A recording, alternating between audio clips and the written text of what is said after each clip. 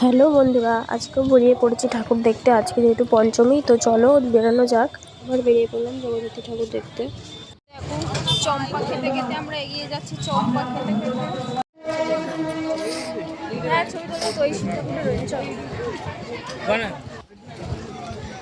প্রথমে আমরা চন্দননগর স্টেশন থেকে নেমে যে সাইডে যে প্যান্ডেলটা হয় অটো স্ট্যান্ডে, সেখানে যাব।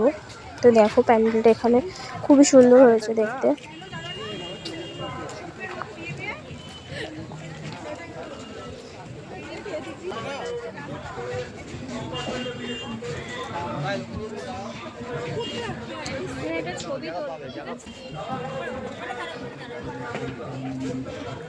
পঞ্চমীর দিনও এত ভিড়, সে তোমরা দেখলেই বুঝতে পারবে।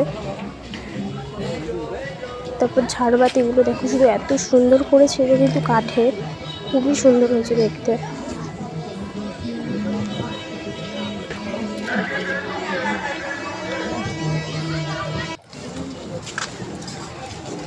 তারপর ওখান থেকে ঠাকুর দেখে আমরা বেরিয়ে পড়লাম।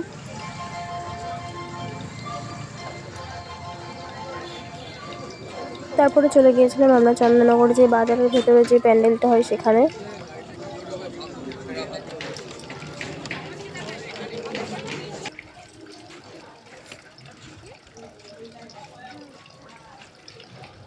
তো দেখো এগুলো সব বাঁশের তৈরি, খুবই সুন্দর হয়েছে দেখতে।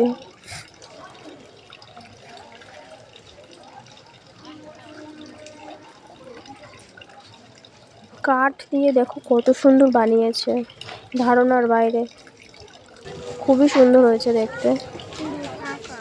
এগুলো সব কাঠের তৈরি।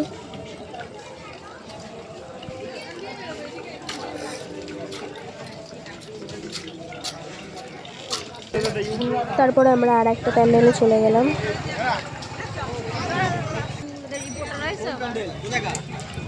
দেখো কত রিপোর্টাররা এসেছিল, খুবই সুন্দর হয়েছে প্যান্ডেলটা। তারপরে দেখো ঠাকুরের মুখটা দেখো কত সুন্দর। তারপর দেখো ঝাড়বাতি ফেমাস, মানে ঝাড়বাতি খুবই সুন্দর হয় জগদ্ধাত্রী পুজোর সময়। তো আমরা বেশি দূর যাই না ঠাকুর দেখতে, জাস্ট চন্দননগর স্টেশনের পাশ দিয়ে সুন্দর সব ঠাকুরগুলো দেখতে পাওয়া যায়। তারপরে কিছু আইসক্রিম খেয়ে নিলাম। তারপর ডাল পকোড়া, আমরা মানে ঘুরতে গেলে এগুলো খাই।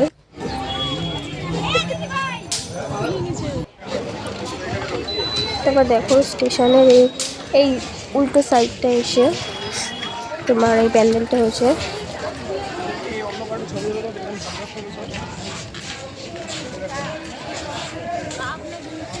সব প্যান্ডেলগুলোই খুবই সুন্দর হয়েছে, কিন্তু পঞ্চমীর দিন এত ভিড় হবে। যেহেতু দুর্গা ঠাকুরও দেখতে গিয়েছিলাম পঞ্চমীর দিন, তো ভাবলাম যে জগদ্ধাত্রী ঠাকুরও দেখতে যাই পঞ্চমীর দিন কেমন ভিড় হয়।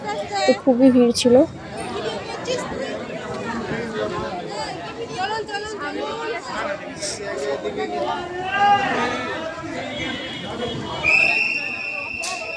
শুধু উপরের ডিজাইনগুলো দেখো, খুবই সুন্দর হয়েছিল।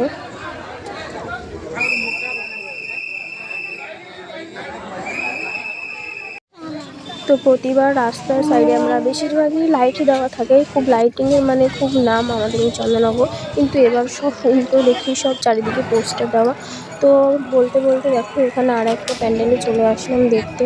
এটা মানে এখানে মন্দির, জাস্ট লাইটিংটা করে এখানে।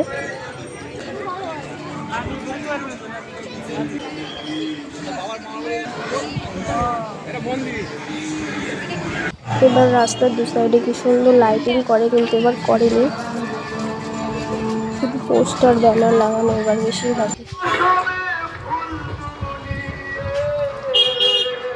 তারপর আমরা সেই চলে এসেছি আমাদের এখানে পুজোর ফেমাস এই যে পুকুরের সাইডে এত সুন্দর লাইটিং করে। আর এবার আরও সুন্দর হয়েছিল, এবারও সুন্দর হয়েছে। তো এই জায়গাটা খুবই ফেমাস, মানে প্রচুর লোকের ভিড়ের চাপ বলে এবার এরকম লাইটিং করেছে শুনেছিলাম।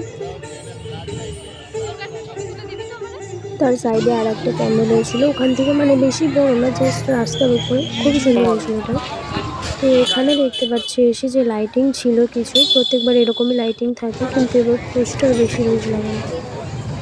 তো এটা হচ্ছে আমাদের পালপাড়ার ঠাকুর, পালপাড়ার প্যান্ডেল এটা। ভেতরটা আরও সুন্দর করেছিল।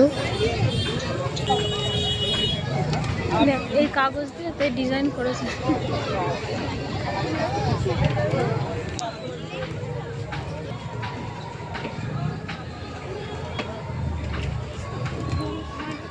তেলের যে টিন হয় সেই টিন কেটে কেটে এগুলো ডিজাইন করা, খুবই সুন্দর হয়েছিল দেখতে।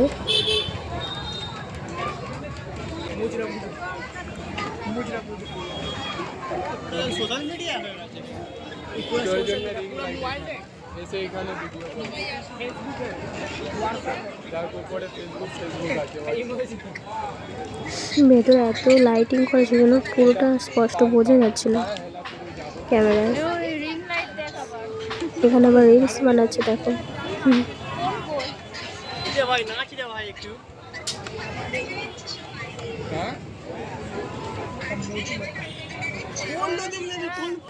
তো এখানে এই দুটো বাচ্চা ফোন ঘাটছে, মাথায় টাকের ওপর ফেসবুক ফেসবুক।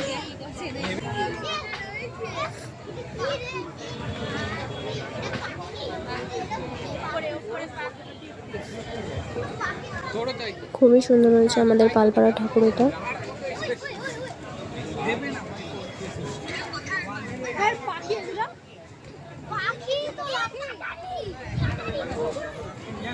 তারপর আমরা চলে গিয়েছিলাম আর একটা প্যান্ডেলে।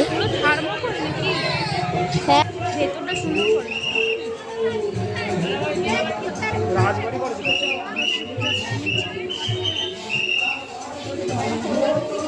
আমাদের ওইখানে কারবালায় যেরকম একটা হইল না,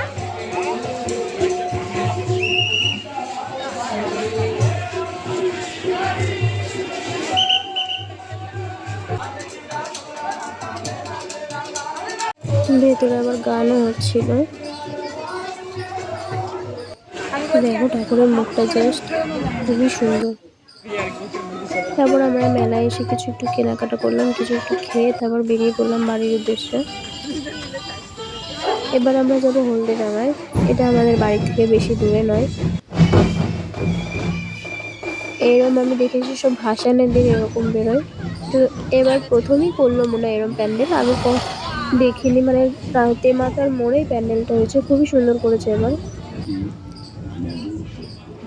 এই ফার্স্ট টাইম দেখলাম, আগে হয়েছে কিনা জানি না।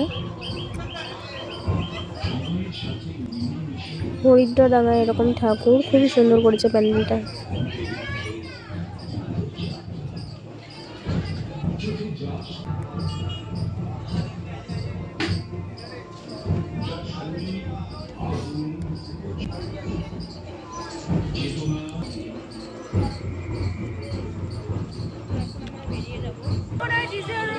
তারপর আমরা যাবো স্ট্যান্ডের দিকে, যেবার আগের বার খুবই ভাইরাল হয়েছিল লাইটিংটা, দু সাইডে লাইটিং ছিল আর গান চলছিল, সবাই খুব নাচানাচি করছিল, কিন্তু এবার অতটাও পছন্দ হয়নি। ওই যে বাগবাজার চৌমাথা মোড়, ঠিক আছে, এবার যে সেরকম পোস্টার দেওয়া আর দু সাইডে এরকম লাইটিং করা, এর থেকে আমার আগের বারটা খুবই পছন্দ হয়েছিল। এবারও ভালো হয়েছে, আগের বার আরও সুন্দর হয়েছিল। আগের বার যেহেতু খুব মজা করেছিলাম, এখানে সব নাচানাচি। ভিডিওটা শেষ অবধি দেখে জানিও কেমন লেগেছে তোমাদের। ভালো লাগলে like comment share and subscribe করে যুক্ত হয়ে যাবে। চলো এবার আমরা যাবো বাড়িতে, যেহেতু অনেক রাত হয়ে গিয়েছে।